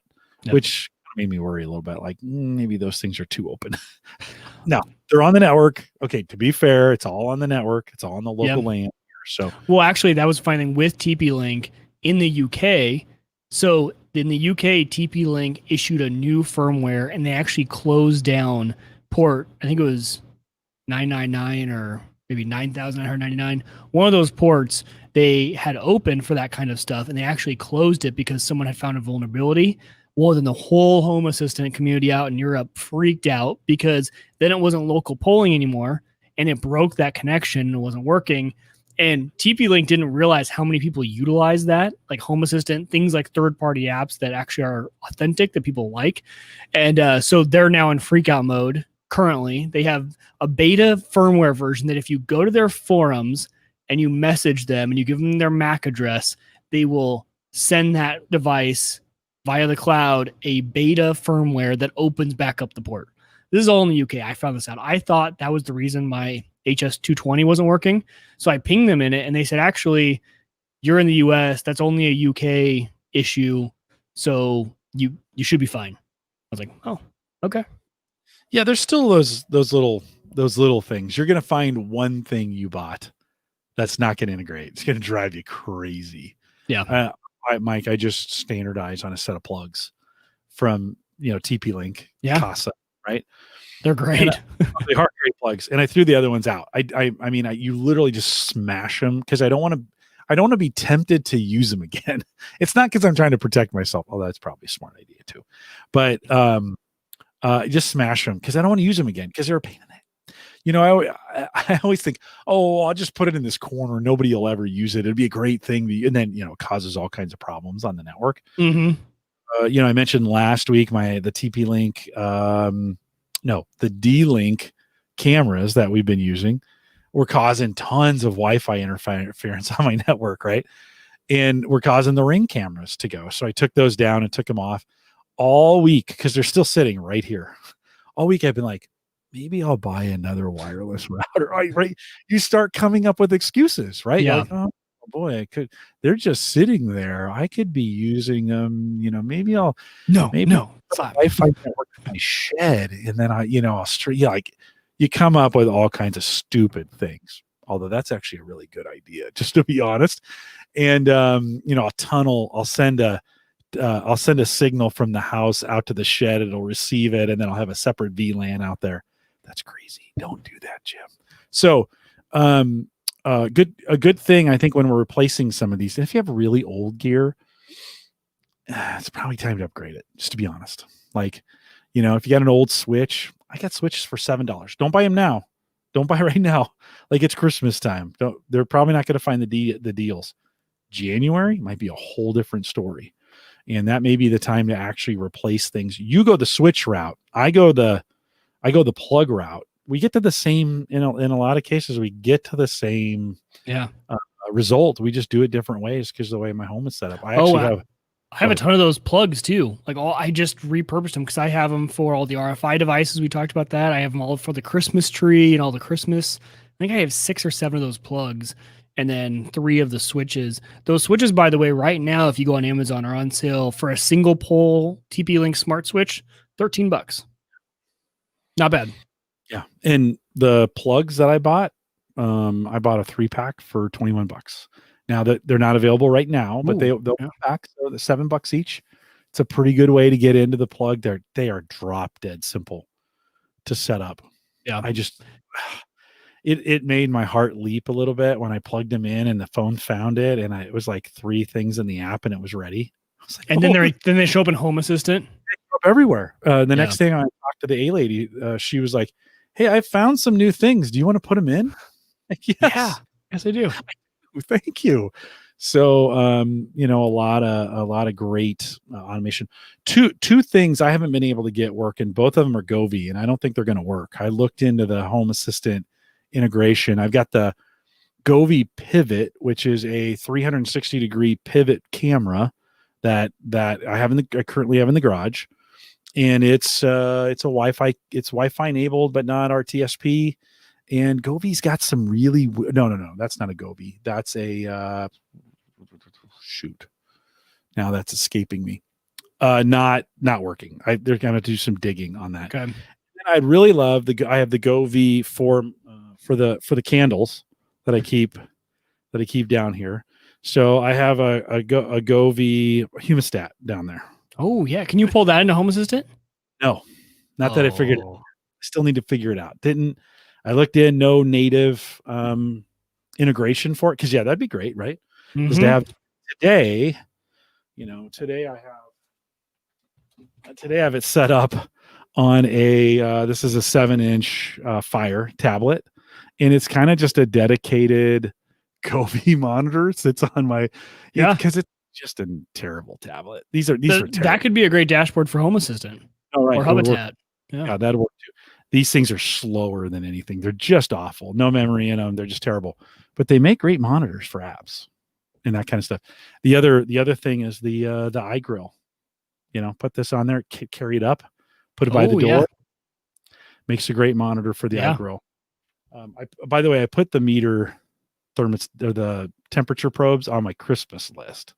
So I'm kind of hoping Santa brings me some Wi-Fi enabled temperature probes, right? Now those have both the meter, right? And are they called meter? Meter. Yep. Meter. And the ones I asked for, the ones that have the probe both inside and outside. So you put it in and it measures the ambient temperature around the meat and the meat temperature. It's great. Oh, heaven.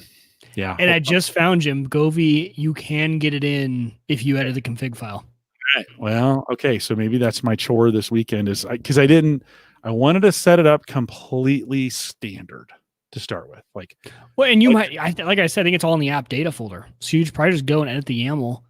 I know you say that, but then you're like, oh yeah, you could do this and that. You say words that don't make any sense.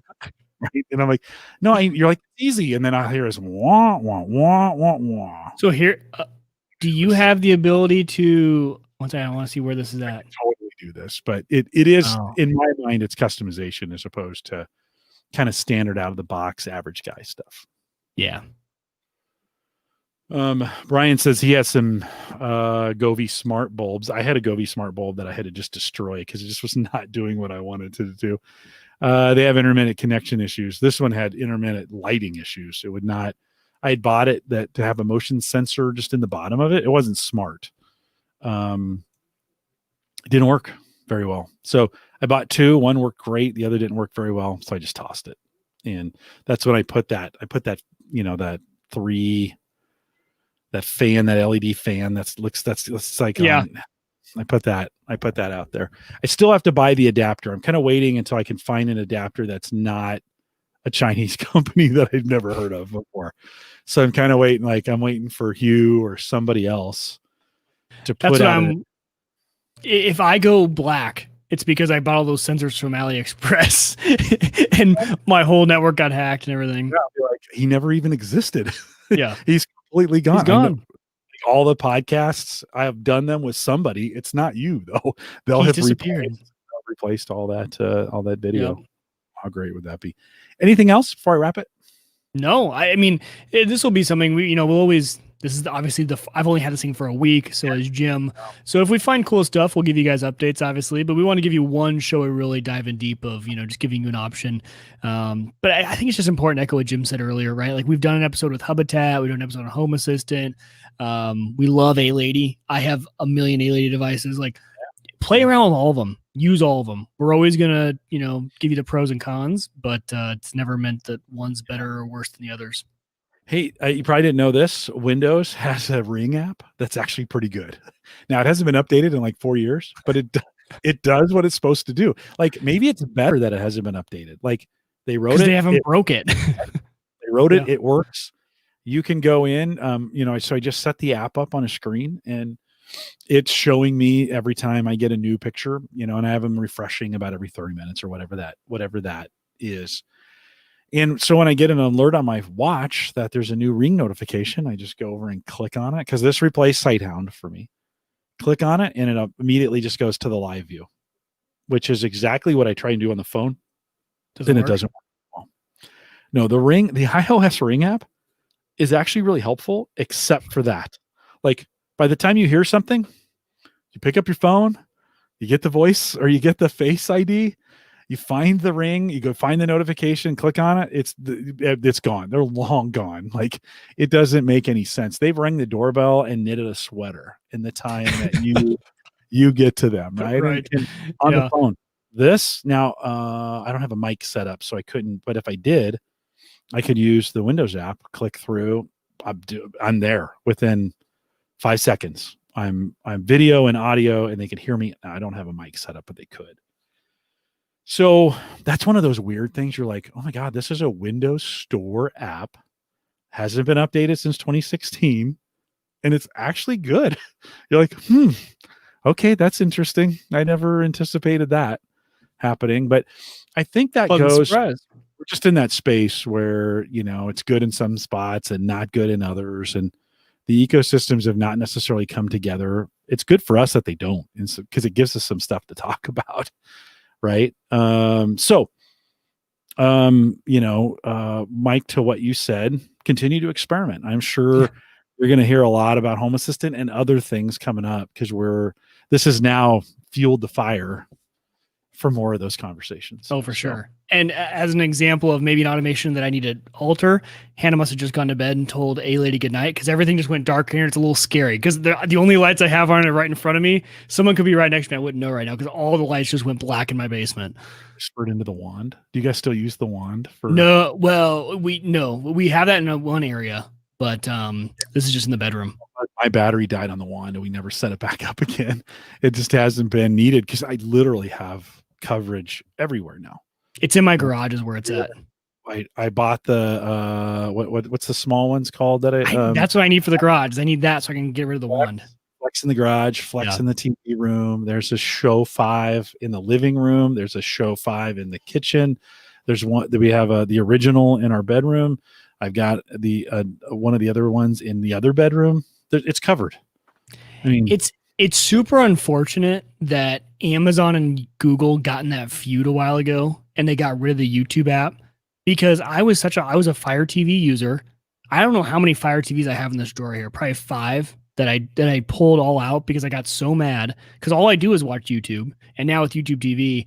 But it was perfect because I had an A lady in a room and it knew which Fire TV was in that room, and you didn't even have to tell it what to play it on. You just said, A lady, open Hulu and play the show, and it was like boop, and it just showed up. I miss that so much, and I think my wife does too. But I don't know if YouTube's back on Amazon Fire. If it is, I think you get it through the browser. yeah. See, You can open the browser and it'll take you to YouTube. How are you having a media device that can't play YouTube? Like, yeah. Brian says he recommends the Rapid Ring app. It's faster version. Okay.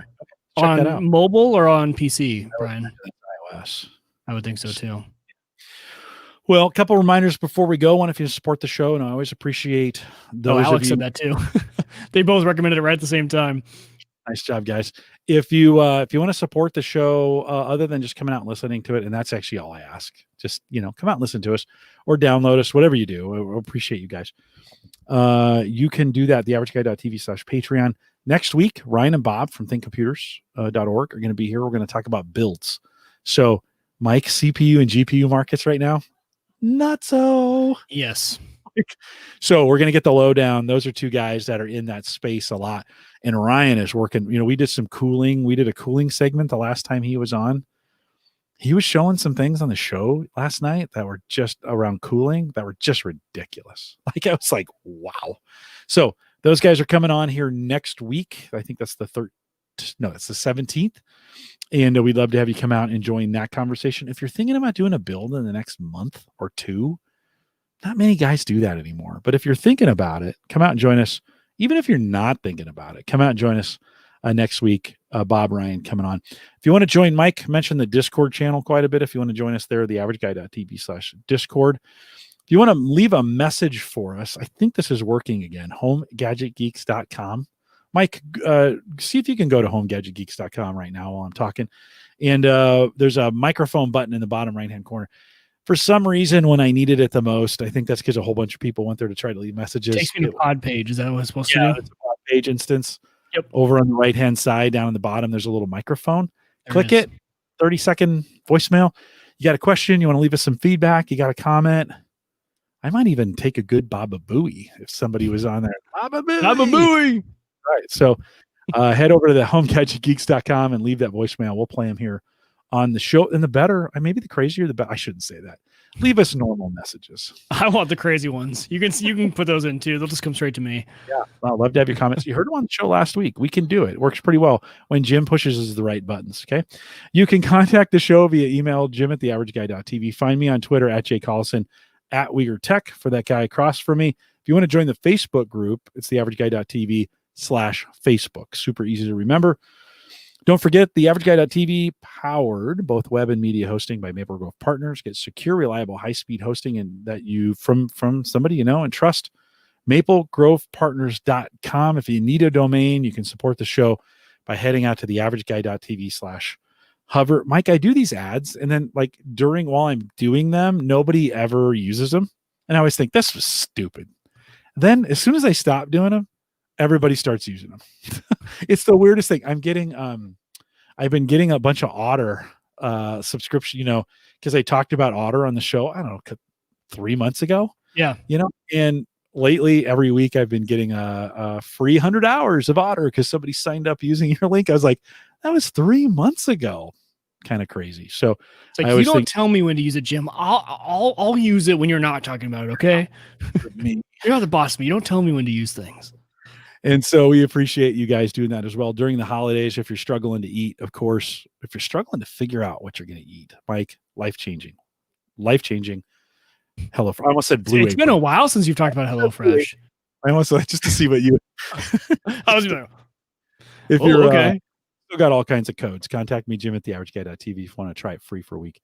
I don't even think that's the deal anymore. I think the new deal is you get $120 off, but it has to be spread out over 6 weeks or 8 weeks or something.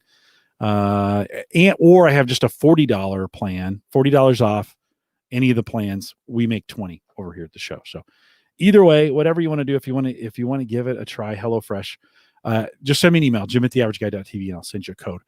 We are live every Thursday, 8 p.m. Central, 9 Eastern, out here at theaverageguy.tv live. Thanks for joining us live tonight. For everybody, Brian and Andrew and Joe and Ken was out there a little bit earlier. Dave was out there. In fact, Dave said, great nerdy episode. It was kind of nerdy, kind of nice to get back to some nerdery. Yeah. Better than that jackassery that we did last week. Live Thursday nights, 8 p.m. Central, 9 Eastern, out here at theaverageguy.tv/live. Thanks for joining us. Stay around for a little bit of post show. With that, we'll say goodbye, everybody. All right, Brian, Tony, Andrew, all you guys who are Joe, or whoever's having this conversation, I want to know, okay, so like battle of the media player devices, because I was playing that game for a long time, and ever since we I was sent that NVIDIA Shield by one of you listeners. I'm gonna forget who it was. I apologize. I did it the first time too, so I apologize. I really forget who sent me the first one. I now have 3 of the NVIDIA Shields, and they are my most favorite device to run. I love the NVIDIA Shield. Like, especially when it comes to, like, I'm a big Plex guy, plays every single codec. It never has to, wow, how am I forgetting the word for, it never has to transcode the stream. Always direct playback. It's fast. It's super fast. Has every single app. I don't know. I think NVIDIA Shield might be the winner. Apple TV is good too. I like Apple TV. My parents have one. Every time I'm there, I'm reminded how well those things work. Although I hate the remote. I hate the Apple TV remote. The thing actually I think I love about the NVIDIA Shield so much is that new triangular sphere remote they have. It's perfect because it doesn't roll all the way over. It's big enough. It doesn't get wedged places. It has a ping. So if you use the app on your phone, you can ping the remote and it'll beep at you. When you pick it up, it lights up. It's bulky, no swipe gestures. I love the NVIDIA Shield new remote. Yeah, see the codec issues on the Apple TV. I know, like the codec issues are a big problem on a lot of different devices. That's why I love the NVIDIA Shield. I'm not gonna lie. I kind of liked Home Assistant as a remote control tonight. Being able to. That was kind of funny. You'll have to ask her what she thought. Like, whoa, what happened? She forgets. She probably thought it was buffering. I know that I've only been podcasting on Thursday nights at 8 p.m. for 10 years. So sometimes she forgets, that it's Thursday night and I'm back here podcasting, even though I'm super loud. Like, I'm back here talking. It's pretty obvious I'm on a podcast. Yeah. Yet TV, just the volume just gets out of control. And I don't know. Well, I know. So whatever, you just, so now that I couldn't hear her though. That's good.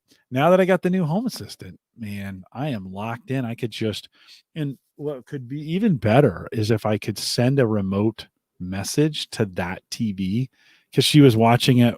She was watching it on the Shield. So if I could, maybe I can get a hold of the messaging API on the Shield. It has one. You can send. I think you can send a message to it. Maybe you can do text to speech too. You can have it speak it.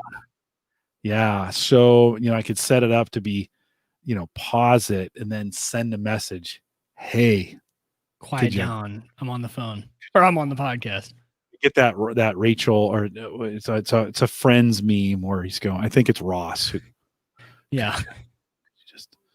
And see, and then see how long it takes for my clothes to end up on the street.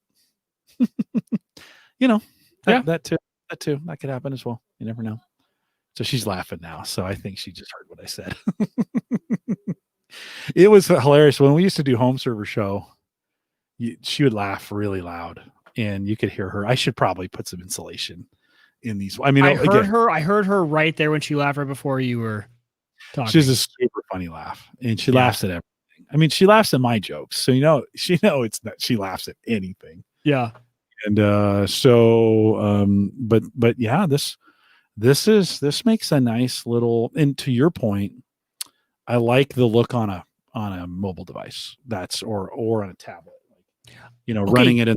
We should have mentioned that the Home Assistant app on iOS. We talked about how it brings in the sensors, but the app is the exact same as the website. You can do everything, which is weird. That is literally a perfect rendition, and it doesn't do weird sizes. Like, I'm shocked how well that runs. One sec, I'm really scared by basement right now. I need Alexa, turn on the basement lights. Oh, there we go. It was really freaky because I have these blinding lights, and then I can't see anything next to me. You're like, hey Alexa, could you bring me a warm blanket? Yeah. on, when she's going to say something now. Are you trying to shop for warm blankets? Yes, actually I am. Amazon's choice is Bedsure Navy Blue Blanket, 60x80. It's $37.99. With delivery by December 13th. To hear what other customers think, just say, what are the reviews? What are the reviews? It has a rating of 4.7 stars from more than 29,000 customers. To purchase this one, say buy it now. No, thank you.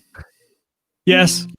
Am I piped in? That would have been great if I was. I don't know if you have any piped into it. Kidding me? I would not ever let anybody else have. So I can't talk to her.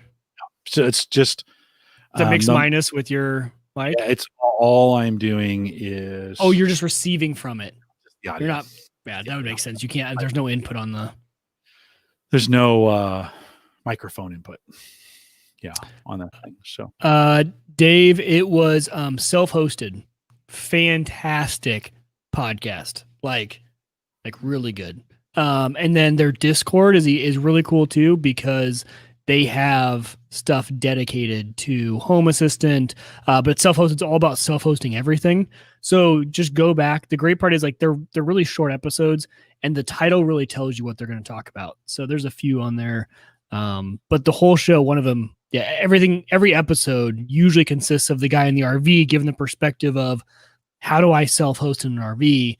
So he's done like this big LTE setup on top of the RV with like multiple LTE providers that come into one internet stream to the RV, and he does a bunch of really cool stuff. Obviously, he's a big Raspberry Pi home self-hosted guy because he's in an RV. He doesn't have space for a full server, so he has like 20 Raspberry Pis in this RV. It's pretty cool.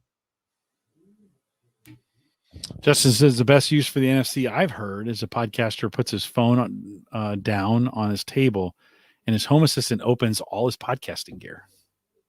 You read my mind, Justin, because once Christmas is over and I can reclaim some of those smart plugs, all those smart plugs end up going up to the Christmas lights, bring them back down. I think I'm going to set it down, and it's going to turn on my studio lights.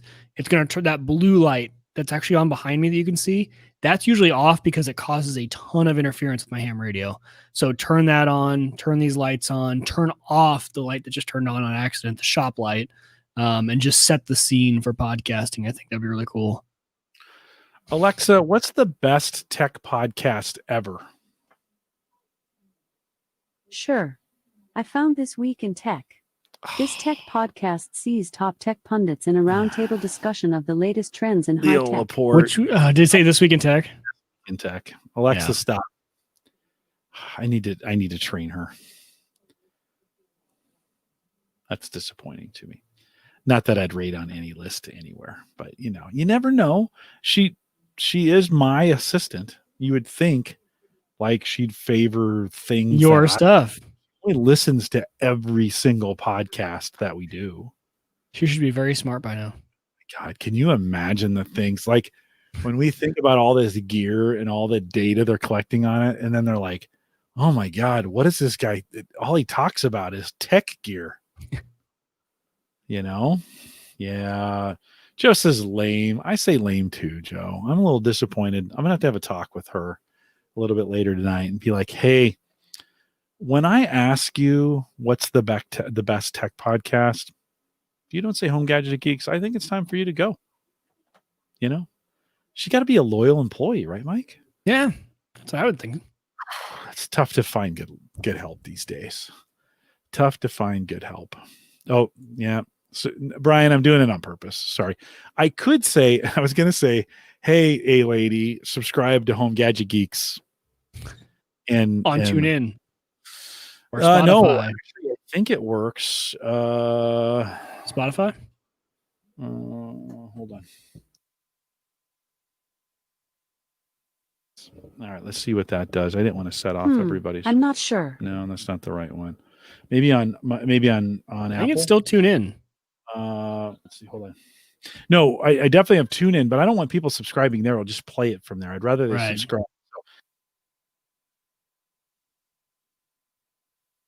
Casts. Let's try that. I told her Apple Podcasts. Well, that didn't work. Hold on. Subscribe to Home Gadget Geeks on Apple Podcasts. I'm not sure. Oh, she's definitely fired. Definitely.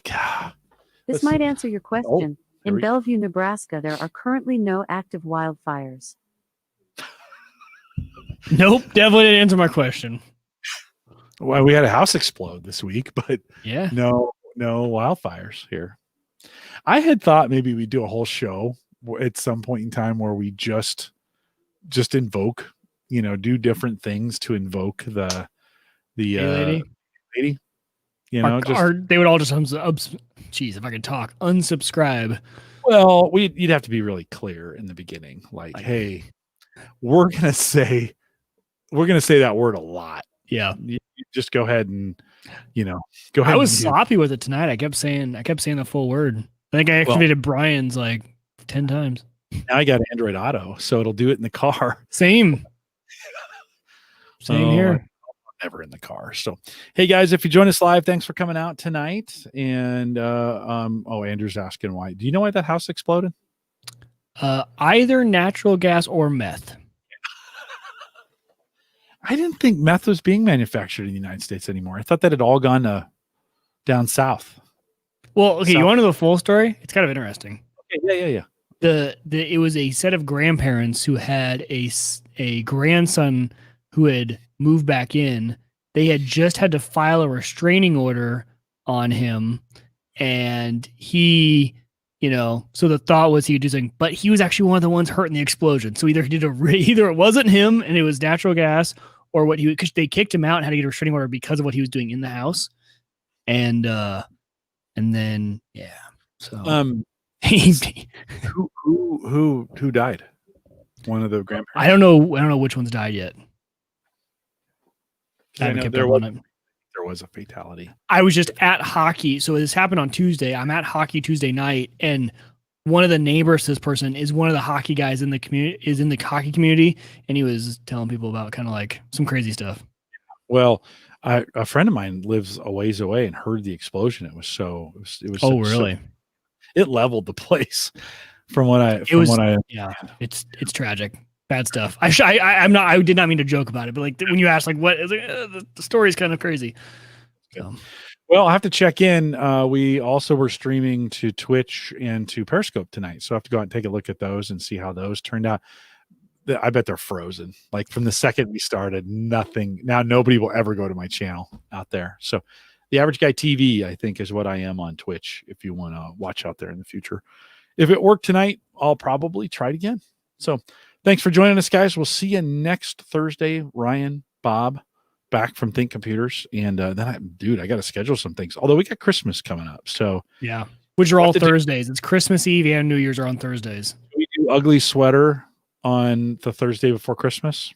You and me? Do you have an ugly sweater? On Christmas Eve? I might be out of town on Christmas Eve, actually. What commitment is that? I was thinking Saturday. That's the podcast coach. Yeah, no, we won't do Christmas Eve.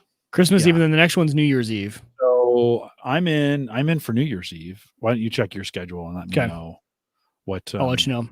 For you. Christmas Eve. No, let's take a week off. That'll be fine. So